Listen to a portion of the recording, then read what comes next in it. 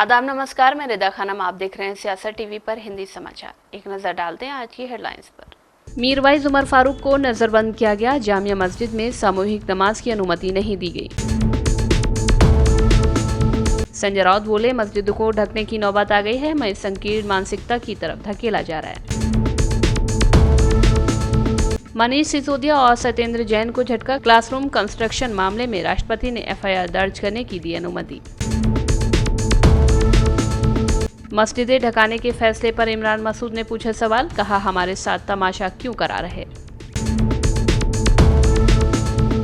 भाजपा विधायक के बयान पर आरजेडी नेता ऋषि मिश्रा का पलटवार, बोले सिस्टम ऊपर से लेकर नीचे तक बदतमीज।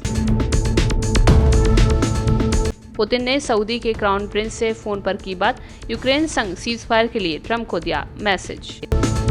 अब समाचार विस्तार से। गुजरात के राजकोट की एक हाई प्रोफाइल सोसाइटी में आग लगने की घटना सामने आई है। राजकोट में 150 फुट रिंग रोड पर स्थित एक बिल्डिंग में आग लग गई। यह आग बिल्डिंग की 6ठी मंजिल पर लगी है। इस हादसे में 3 लोगों की जिंदा जलकर मौत हो गई। हादसे की सूचना पर रेस्क्यू टीम मौके पर पहुंची और बचाव कार्य में जुट गई। राजकोट में 150 फुट रिंग रोड के पास अटलांटिक अपार्टमेंट में आग लगी थी। तो डी ब्लॉक में, सी ब्लॉक में आग लगी थी। तो अभी 3 पर्सन एक्सपायर्ड हुए ऐसा मालूम हुआ है। वो जो उनको सिविल हॉस्पिटल में डेड बॉडी लेके और अभी एक इंजर्ड है, उसको एडमिट किया। सर, क्या आग लगने का कारण क्या है? अब अभी ऐसा लग रहा है कि शॉर्ट सर्किट से आग लगी, ऐसा थोड़ा जानने में आया है। सर, कितने लोगों को रेस्क्यू किया गया? रेस्क्यू तो सारे फ्लैट में जो रहते थे उनको सबको रेस्क्यू करके नीचे उतारे पुलिस और फायर ब्रिगेड ने। फिलहाल क्या स्थिति है सर? अभी बिल्कुल मतलब आग बुझ गई है और अभी सब नीचे आ गए हैं। अभी सब बंद है। जम्मू कश्मीर में हुर्रियत कॉन्फ्रेंस के अध्यक्ष मीरवाइज उमर फारूक को नजरबंद कर दिया गया है। अधिकारियों ने इस बात की जानकारी दी है। मीरवाइज को जामिया मस्जिद में सामूहिक नमाज अदा करने की अनुमति नहीं दी गई। अधिकारियों के मुताबिक मीरवाइज उमर फारूक को श्रीनगर के निगिन इलाके में स्थित उनके आवास पर हिरासत में रखा गया है।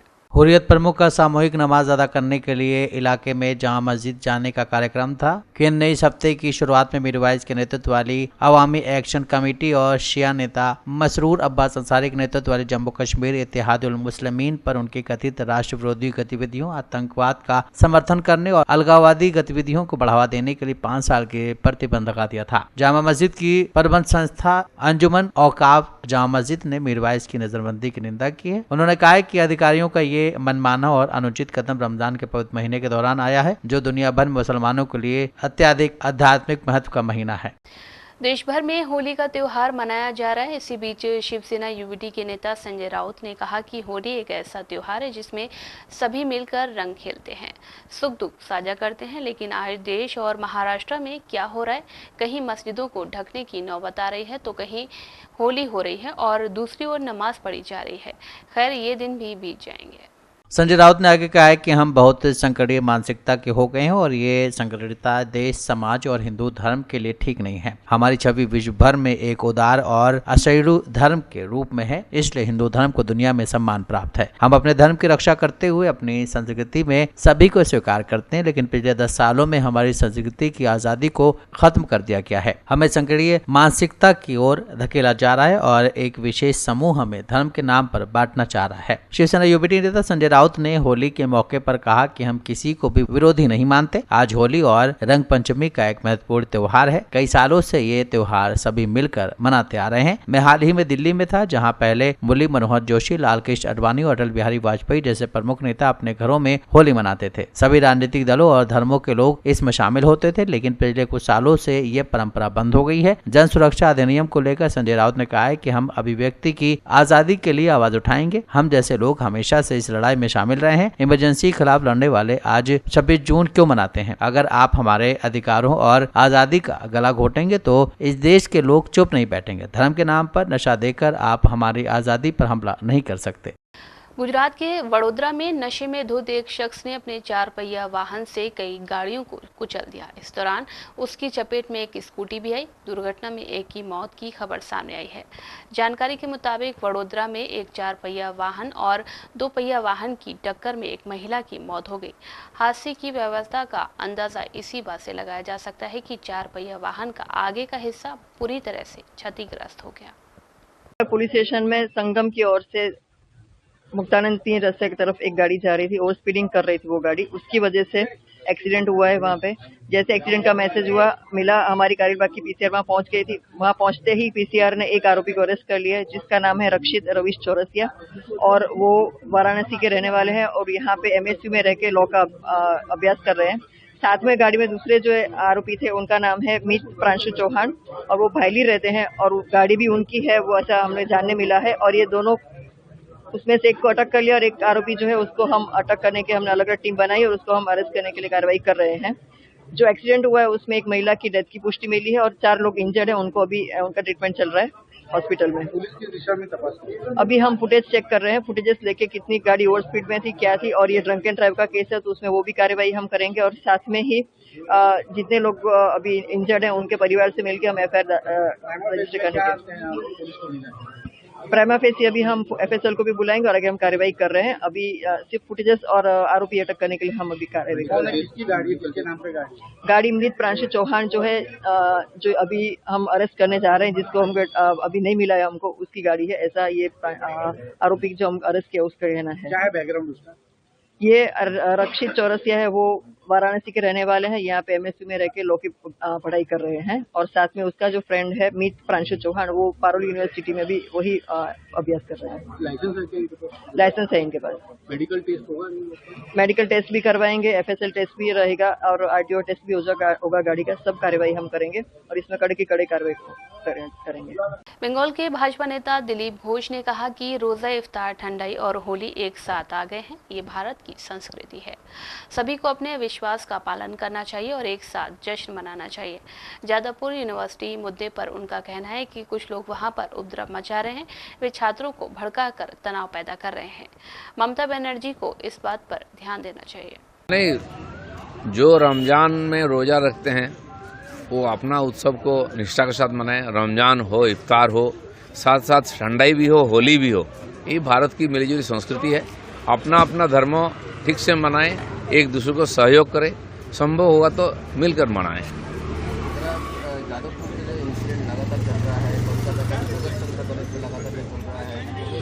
जादवपुर में कुछ मुट्ठी भर लोग जो वहाँ का इस प्रकार न्यूसेंस क्रिएट करते हैं और जो नए स्टूडेंट रहते हैं उनको भ्रमित करके बिना मतलब का टेंशन क्रिएट करते हैं।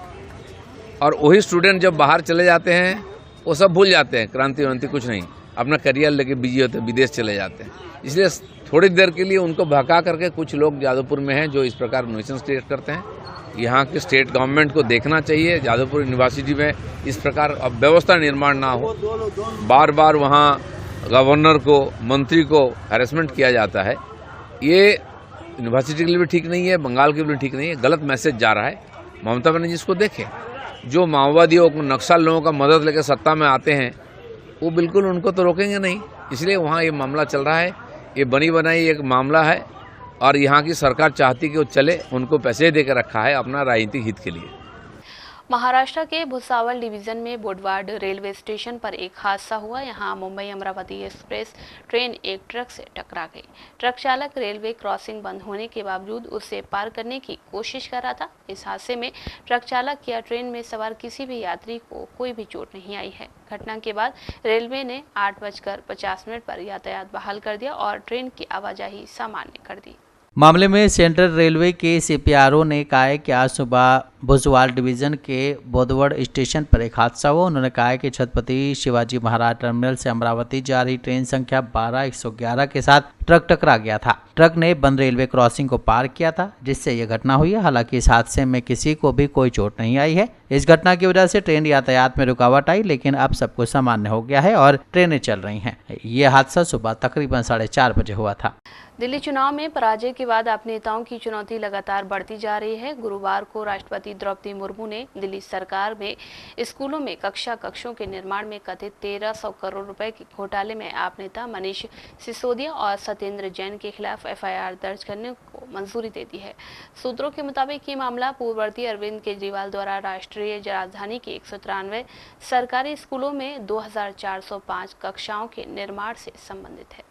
दिल्ली सरकार की सतर्कता निदेशालय ने 17 फरवरी 2020 की एक रिपोर्ट में लोक निर्माण विभाग द्वारा दिल्ली सरकार के विभिन्न स्कूलों में अतिरिक्त कक्षाओं के निर्माण में अनियमितताओं को उजागर किया था। सीवीसी ने फरवरी 2020 में इस मामले पर अपनी टिप्पणी मांगने के लिए डीओवी को रिपोर्ट भेजी थी, लेकिन आम आदमी पार्टी सरकार ने 2-2.5 साल तक इस मामले को आगे नहीं बढ़ाया, जब तक कि लेफ्टिनेंट गवर्नर वीके सक्सेना ने मुख्य सचिव को इस साल अगस्त में देरी की जांच करने का निर्देश नहीं दिया और इस संबंध में एक रिपोर्ट प्रस्तुत की। पीडब्ल्यूडी को 193 स्कूलों में 2405 कक्षा कक्ष बनाने का काम सौंपा गया था। इसने कक्षाओं की आवश्यकता का पता लगाने के लिए एक सर्वे किया और सर्वे के आधार पर 194 स्कूलों में 7180 समक्ष कक्षाओं की कुल आवश्यकता का अनुमान लगाया, जो 2405 कक्षाओं की आवश्यकता का लगभग 3 गुना है। आज पूरा देश हर्षोल्लास के साथ होली का त्योहार मना रहा है। इसी कड़ी में कांग्रेस नेता संदीप दीक्षित ने कहा कि हम हमेशा रंगों से होली खेलते आए हैं।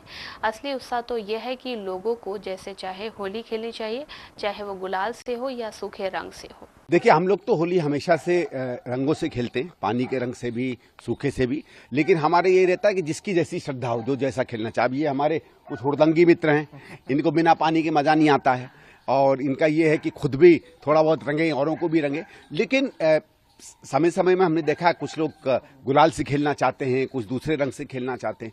मजा तो इसमें यह है कि जो भी आए वो अपने मन से खेले, रंग लगे उनमें लगे, हम पे लगे, उसी से निखर कर आता है, मजा उसी में आता है। मैं तो खैर सबसे पहले आपको, आप सबको, एएनआई को, पूरी दिल्ली को और देश को होली की बहुत बहुत शुभकामनाएं भी देना चाहता हूं। नहीं, वो इसलिए साहब क्योंकि ऐसा है कि आपको मालूम होगा कांग्रेस की दिल्ली में वोट की हालत बहुत अच्छी नहीं है। गाने लगे तो वो वोट भी नहीं आएंगे हमारे, मतलब ईश्वर ने हो सकता है कोई 2-4 गुण दिए हों, गाने का गुण आज तक नहीं दिया। भाजपा सरकार में मनोज तिवारी जी खूब फगुआ गाते हैं। नहीं तो देखिए, वो उनका टैलेंट है। मनोज जी को तो मैं भी सुनता हूँ, बल्कि पहले कई बार हमारे यहाँ बड़ा सौभाग्य रहा कि छठ पूजा पे कई बार हम ऐसे मंचों पे गए जहां मनोज जी गा रहे थे, तो उसका आनंद लिया।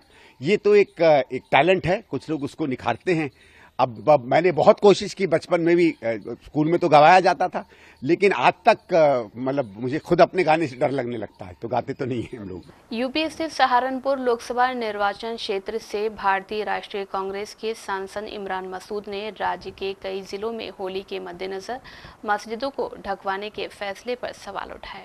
समर्थकों और आम जनता संग होली खेलने के बाद इमरान मसूद ने मीडिया से बात की। इस दौरान उन्होंने मस्जिदों को ढकने के मुद्दे पर कहा कि हमारे साथ ये तमाशा क्यों हो रहा है। पहली बार इस देश के अंदर होली के रंगों में नफरत ढूंढी जा रही थी। मैं उसको मोहब्बत के रूप में पेश करने की कोशिश कर रहा हूँ। ये देश की संस्कृति है। देश के अंदर होली हो, दिवाली हो, ईद हो, सभी त्योहारों को हम लोग मिलजुल करके मनाते आए हैं। हम लोगों ने हमेशा मिलजुल करके इस संस्कृति को जिंदा रखने का काम किया है। दिवाली के ऊपर मेरा घर पूरी तरह से हमेशा सजता है। होली के ऊपर मैं थोड़ा सा परहेज करता था, लेकिन इस बार मुझे जब दिखाई दिया कि रंगों के अंदर भी नफरत ढूंढी जा रही है, तो मैं उस मोहब्बत के पैगाम को देने के लिए आगे आया हूँ। पहल की है कि हम लोगों को इस देश को बचाना है। हमें सब लोगों को मिल करके, अभी हम लोग होली का त्यौहार मिल करके मना रहे हैं। सामने मस्जिद है, इसके बाद यही नमाज होगी, यही नमाज पढ़ने के लिए जाएंगे। सब लोग जितने हम लोग यहाँ पर मौजूद हैं, सारे मेरे हिंदू भाई, मुस्लिम भाई, सिख भाई, सब लोग हम लोग खड़े हुए हैं। सब लोग मोहब्बत का पैगाम देने की काम कर रहे हैं और ये देश मोहब्बत से चलेगा, नफरत से नहीं चलेगा। मेरी हाथ जोड़ के विनती है उन लोगों से जो इस देश के अंदर नफरत बांट रहे हैं कि नफरत मत बोइए, नफरत मत बोइए। नफरत सबको हमें तबाह कर देगी। ये देश मोहब्बत का है, ये देश सबका है। इस देश के अंदर सबने इस देश को आज़ाद कराने के अंदर इनके आबा अजदाद ने खून दिया है। ये देश के अंदर आज हमें आज़ादी का सांस लेने का जो मौका मिल रहा है, इस देश की आज़ादी को संजोने का काम करें। इसको कृपया करके किसी भी तरह की नफरत में बांटने का काम ना करें। मैंने ये कह रहा हूं कि आप रंगों के, ये मोहब्बत के रंग हैं, इनमें नफरत क्यों ढूंढ रहे हैं भाई? ये तो मोहब्बत के रंग हैं, आप इसमें नफरत क्यों ढूंढ रहे हो? मैं यही पैगाम दे रहा हूं कि रंग लगने से कुछ हो गया, मैं अभी जाकर के नहा करके नमाज पढ़ने के लिए चला जाऊंगा, खत्म बात। और क्या है, और क्या है इसके अलावा बताइए मुझे। क्या रोज आप सड़कों के ऊपर घूमते हो, सड़कों के ऊपर नहीं लगते? इंडिया की टीम जीत गई थी, सैकड़ों टोपी वाले खड़े हुए थे घंटा घर के ऊपर और गुलाल उड़ रहा था। तब क्या हो रहा था भाई? ये क्या तमाशा बना दिया आपने देश के अंदर? आप मस्जिदें ढकवा रहे हो, क्या क्यों तमाशा करा रहे भाई आप हमारे साथ? ये तमाशा बंद होना चाहिए। नफरत का काम नहीं, मोहब्बत की बात होनी चाहिए।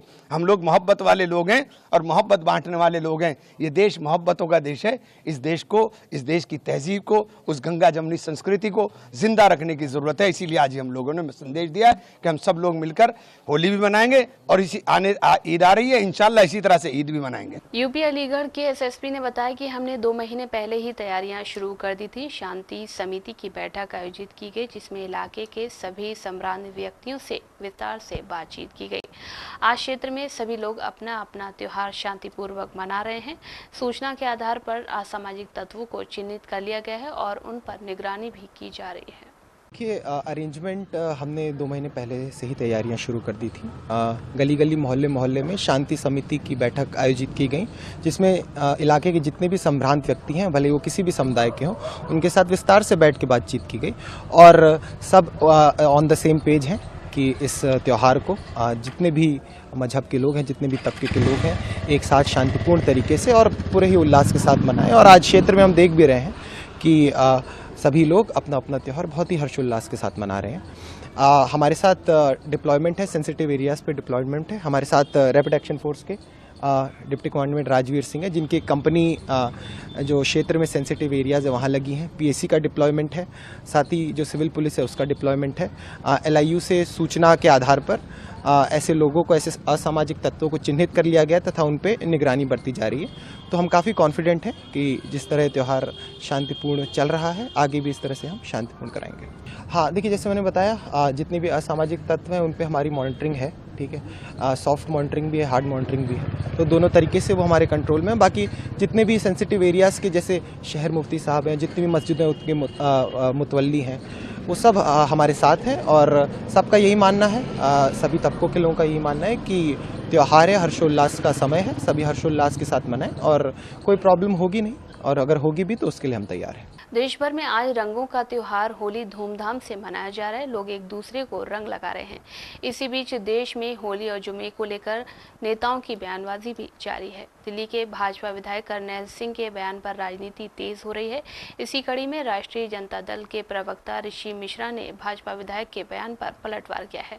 उन्होंने कहा कि भाजपा पार्टी का जो सिस्टम है ऊपर से लेकर नीचे तक भ्रष्ट है। बड़ा दुख होता है ये सब सुन के। पहले तो पूरे देश को बहुरंगी होली की हार्दिक शुभकामनाएं। जितने रंग देश के बनने में हैं उतने ही रंग खेले जाएं और उसी को बरकरार रखा जाए। लेकिन दुर्योग देखिए, मुझे ताज्जुब हो रहा है, 2022 में भी संभवतः 18 मार्च को होली और रमजान का जुमा इनफैक्ट रमजान का नहीं, जुमा पड़ा था एक ही दिन, कुछ नहीं हुआ। ये जो नई नई कवायदें हो रही हैं, एकदम एक्सट्रीम पे जाकर के जुबान बोलना, ये उचित नहीं है, चाहे कहीं से भी बोला जाए। हमने क्या बना दिया अपने पर्व त्योहारों को कि सेलिब्रेशन से ज्यादा चिंता इस बात की होती है कि कहीं कुछ अप्रिय घटना ना हो जाए। ऐसे कोई त्योहार बनता है? महबूबा मुफ्ती भी आरोप लगा रही है उत्तर प्रदेश के मुख्यमंत्री पर कि 2 समुदाय के बीच में बांटने की कोशिश हो रही है, साजिश हो रही है। पहले भी वो सेलिब्रेशन होते रहे हैं, दोनों समुदाय मिलकर साथ मनाते हैं। अगर आप होली पर लिटरेचर ही ढूंढिए ना, तो आपको ऐसे तमाम लिटरेचर मिल जाएंगे, साहित्य के अंश मिल जाएंगे जिसमें ये भेद था ही नहीं। मतलब आज रंग है, एमा रंग हरी, कितने सैकड़ों साल पहले लिखा गया, तो कहां हम ले आए? और ये बंटवारा जो हो रहा है ना, जहन का बंटवारा, स्मृति का बंटवारा, ये देश के लिए उचित नहीं। रूस के राष्ट्रपति व्लादिमीर पुतिन ने सऊदी अरब के क्राउन प्रिंस मोहम्मद बिन सलमान के साथ फोन पर बातचीत की। दोनों के बीच रूस यूक्रेन युद्ध में शांति स्थापित करने के मुद्दे पर भी बातचीत हुई। इस दौरान रूसी राष्ट्रपति ने रूस और अमेरिका के बीच संबंधों को सामान्य करने को लेकर सऊदी अरब की मध्यस्थता पर भी बातचीत की। क्रेमलिन की ओर से जारी बयान के मुताबिक रूसी राष्ट्रपति व्लादिमीर पुतिन ने फरवरी महीने में रूस और संयुक्त राज्य अमेरिका के राजनयिकों के बीच हुई बातचीत की मेजबानी के लिए सऊदी अरब के मध्यस्थता की कोशिशों के लिए भी सऊदी क्राउन प्रिंस को धन्यवाद दिया है। वहीं सऊदी अरब की सरकारी न्यूज एजेंसी की रिपोर्ट के मुताबिक सऊदी क्राउन प्रिंस ने रूसी राष्ट्रपति से कहा है कि उनका शासन बातचीत को पूर्ण रूप से सुविधाजनक बनाने और यूक्रेन संकट के बीच राजनीतिक समाधान का समर्थन करने के लिए प्रतिबद्ध है। हिंदी समाचार बस यही समाप्त होता है। मुझे दें इजाजत। बाकी खबरों के लिए बने रहें सियासत टीवी के साथ।